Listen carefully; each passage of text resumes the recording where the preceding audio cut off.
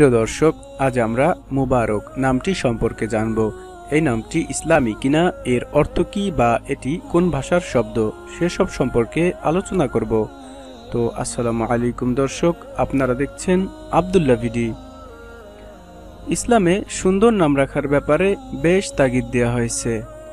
মুসলিম শরীফের এক হাদিসে এসেছে, প্রত্যেক মানুষের উপর তার নামের প্রভাব পড়ে, তাই আমাদের উচিত সুন্দর অর্থবহ নাম রাখা।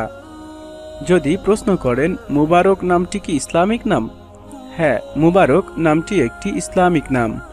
এই নামটি একটি আরবি ভাষার শব্দ। এই নামটি সাধারণত মুসলিম ছেলে শিশুদের নাম হিসেবে ব্যবহার করা হয়ে থাকে। আপনাদের নামের অর্থ জানতে কমেন্টে নামটি লিখে সাবস্ক্রাইব করে রাখতে পারেন, আমরা ইনশাআল্লাহ জানিয়ে দেওয়ার চেষ্টা করব। মুসলিম শিশুর জন্য আপনি যে সমস্ত নাম রাখতে পারবেন তার মধ্যে এই নামটি একটি